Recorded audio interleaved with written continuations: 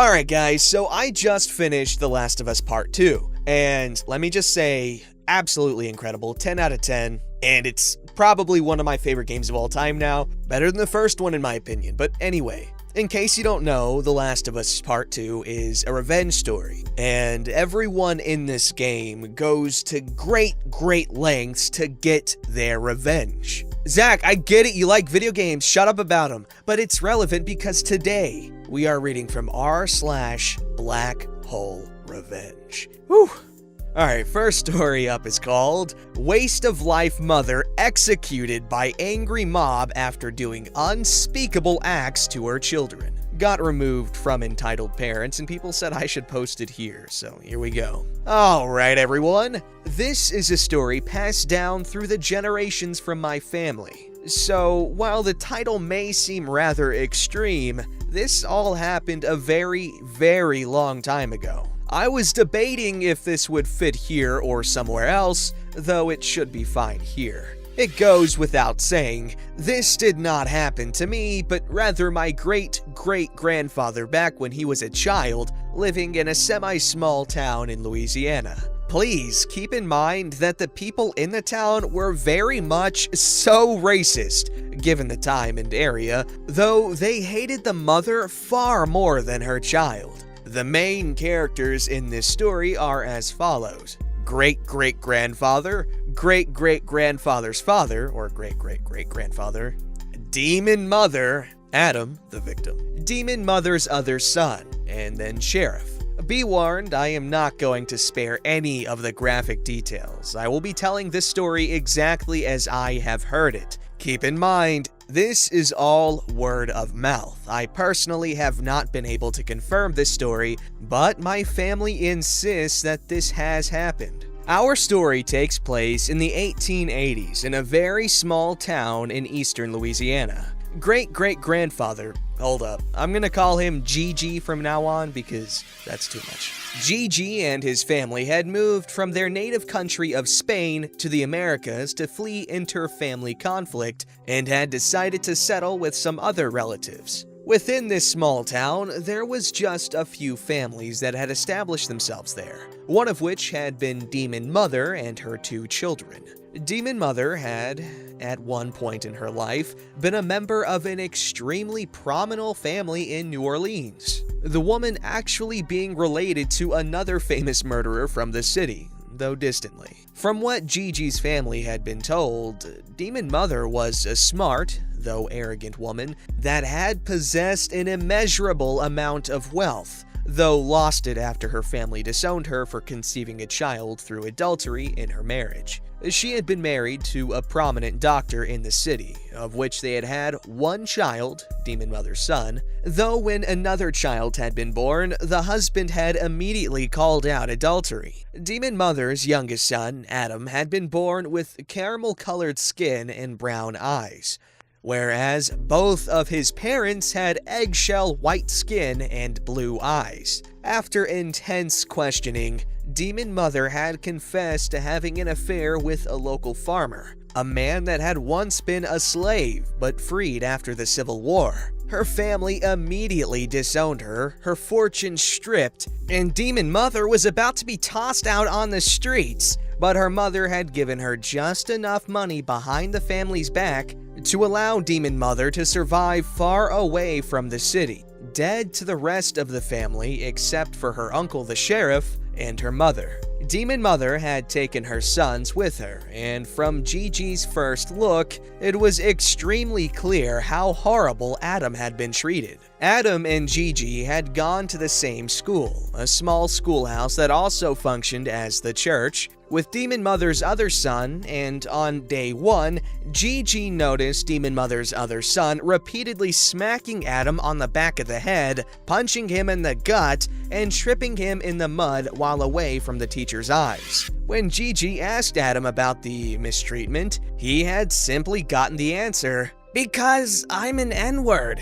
Jeez. Gigi, being an immigrant and not knowing the customs of the town, had shrugged it off and returned to playing. Months passed and the mistreatment continued. Adam would show up to school with black eyes, swollen lips, bruises, etc. and no one would do anything about it as the entire matter was considered a family matter. Though, even if someone had taken the initiative to confront Demon Mother about the mistreatment, she would meet them with the typical excuses of he had gotten them while roughhousing, or he fell. One day, things changed so much that Gigi and his family had gotten involved. Though Gigi and Adam weren't good friends, they were the only two boys of age 6 at the time, so it was often that they would end up playing after school or during lunch.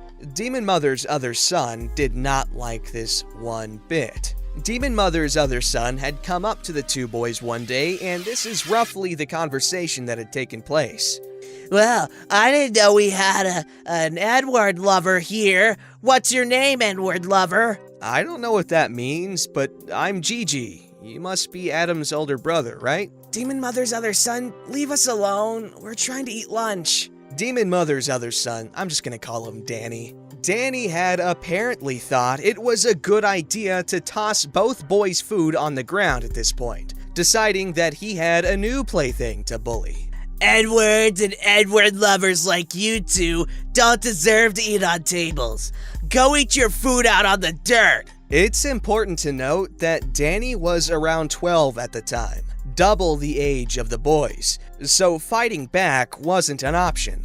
And even if it was, it would give Adam hell at home. While Gigi started to cry over his food, Adam had already gotten on the floor, attempting to pick up a sandwich before Danny stomped on it. But rather than stomp on the sandwich, Danny had decided it would be far more brutal to punch Adam in the back of the head while he was on his knees. After punching Adam, Danny punched Gigi in the stomach before wandering off. Apparently, the fact that Danny punched Gigi in the gut was enough to piss off Gigi's dad, as the next day, Gigi's dad paid Demon Mother a visit to sort things out. When Gigi's dad met Demon Mother at her house, this was actually the first time they had seen each other, as Demon Mother was essentially an introvert at this point. Gigi's dad was met with a tattered, withered mess of a woman.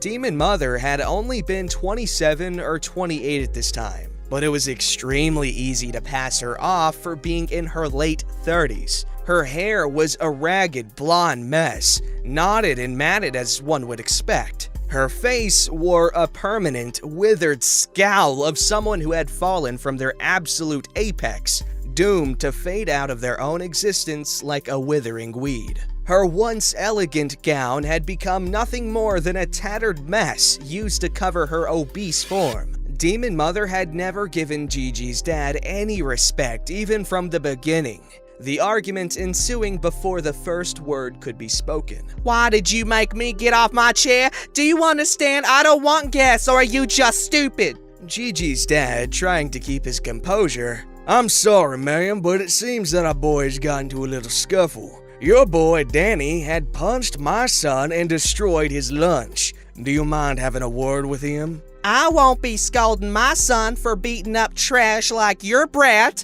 Just go step off. With that, Demon Mother had slammed the door. Gigi's father, feeling that it wasn't worth the effort to keep bothering this stubborn bimbo, had decided that the best course of action was simply to teach his son how to fight. Gigi's father had taught Gigi some dirty tricks to disarm Danny, though Gigi had never had to use them. The next day, something odd happened. Adam was nowhere to be seen, and then the next, and then the next. When the teacher had asked Danny where Adam was, Danny had said that he was very sick, though when she had asked what his symptoms were, Danny kept contradicting himself. One more day passed before it happened. One of the stray dogs in the neighborhood had ended up with something peculiar in his greedy maw, and after one of the townsfolk pried it from the dog's maw, it was clear that it was a human rib,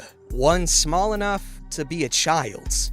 Dots were connected immediately, though due to the sheriff being Demon Mother's uncle, the sheriff had decided that he would check on things himself. After a few hours, the sheriff reported to the townsfolk that Adam had just been buried the day prior after dying of some unknown disease, the dog having dug up the child's ribs somehow. No one bought it, though no one spoke in fear of any recoil an acquisition might have. Gigi's father, however, decided that he was going to take things into his own hands. He and 3 other men in town had broken into the demon mother's house that night, while her and her son were at the sheriff's office to discuss why she did not report the death right away. And what they found was absolutely terrifying. Warning, if you are easily grossed out, keep watching. What they found was, in fact, Adam, though it was Adam in several pieces. In the basement of the house was where he was killed.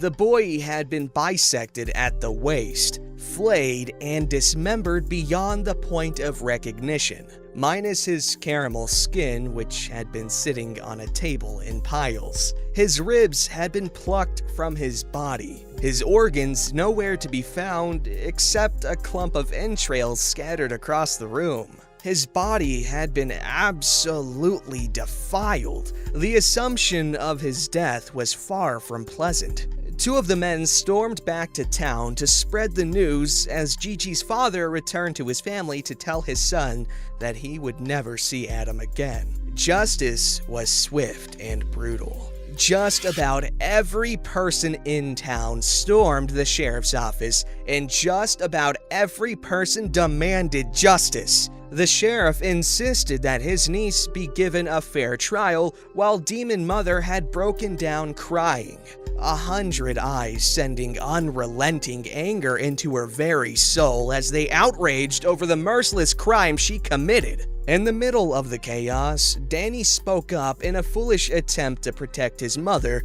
saying that the only way that they would get their lives back was if the kid was dead and that he ruined their lives. This foolish plea fell on deaf ears, only managing to fuel the rage of the mob as they stormed the room and grabbed all 3 of those inside. Demon Mother, Danny, and the sheriff were given no mercy, the crowd grabbing all 3 and beating all 3 mercilessly, Danny losing his life somewhere in the chaos. The remaining 2 were dragged to the top of the largest building and thrown off. Though given it was only 2 floors, the crowd had continued to beat and eventually stab the 2 until the life left them. And that was it. The 3 were buried in unmarked graves somewhere in the woods, while Adam's remains were buried in the local cemetery. In all, 4 lives were destroyed over the greed of 2 people, both trying to recapture the life they once knew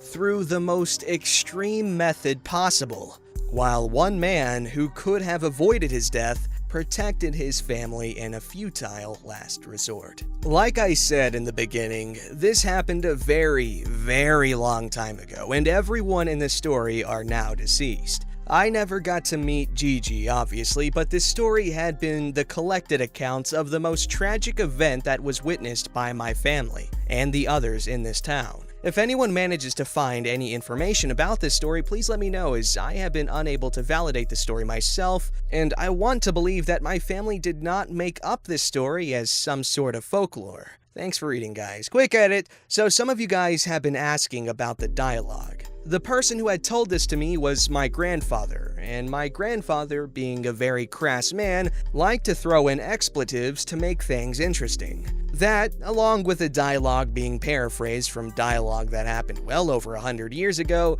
is bound to create some inconsistencies. My apologies. Well, you guys wanted BlackholeRevenge. There you have BlackholeRevenge. Very, very brutal BlackholeRevenge. In fact, that BlackholeRevenge was so brutal, I need to give you guys a little levity. So here we have an Ask Reddit thread for people of Reddit. What is some wholesome stories you'd like to share? And I'm gonna read one of the comments. I'm a certified nursing assistant, and I work in a skilled nursing facility. It's half long-term care, old people in nursing home, and half rehab or skilled nursing. Last year, we had a 90-something Ukrainian gentleman admit to our facility. He spoke poor English, but good enough that we could communicate. We also had 3 employees who spoke Ukrainian. This guy survived the Holodomor. Then he survived the Holocaust. Sometime after, he moved to the US. When he first admitted, he immediately started eating in the dining room. The kitchen knew to put his tray in the cart going to the dining room. No problem. Somehow, I really quickly established a rapport with him,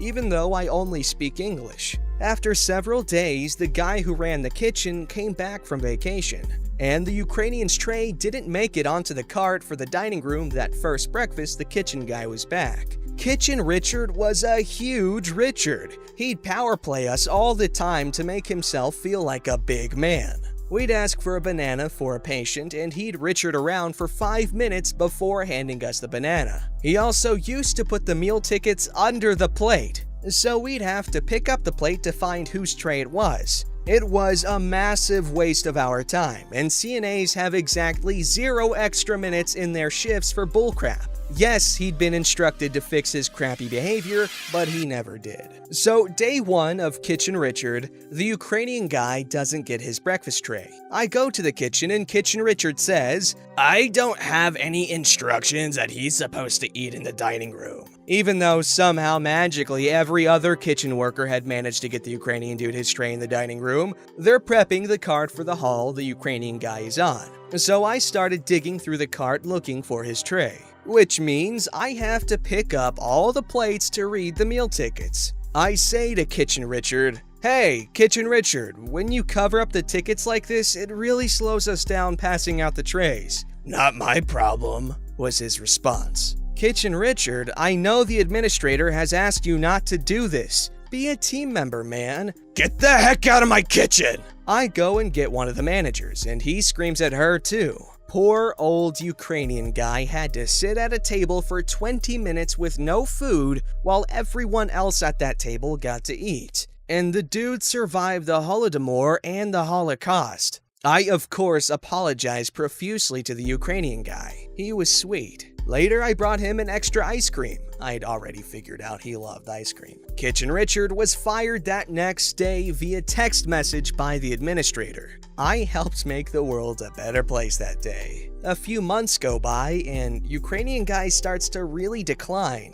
His congestive heart failure started taking its toll. It quickly became clear he was dying. The day we sent him off to the hospital, he refused breakfast. I tried to get him to eat, but he kept shaking his head no. One of the physical therapists spoke Ukrainian, so I ran and got him, and we had a 3-way conversation with the physical therapist acting as an interpreter. The physical therapist was sitting next to the Ukrainian guy on the bed, while I was sitting across from them on a chair. The old guy kept refusing food options. Finally, I said, "Physical therapist's name, ask him if he wants ice cream." Physical therapist asked him if he wanted ice cream. Old guy says, "Sure," which is what in his language. Physical therapist repeats the question, and then the Ukrainian guy turned to me and gave me the biggest, sweetest smile I've ever gotten in my life. It was just so full of love and appreciation and kindness. And then he turned to the physical therapist and said, "Нет." That day, we sent him to the ER and died a few days after. That was my last interaction with him, and I will never forget it or him, even though he was only in my life maybe 4 months. It's been over a year at this point, and I still think about him often. I know that story was sad, and I said I'd give you wholesome. However, they go hand in hand. It's so wholesome because OP here cared so much about this person they barely even knew and barely could communicate with. They tried very, very hard to make sure this man's last days were as easy and pleasant as they possibly could be after he went through so much in his life. And that's why I found this post very wholesome, and I hope you guys agree. Don't forget to like, subscribe, and hit that bell to never miss an episode.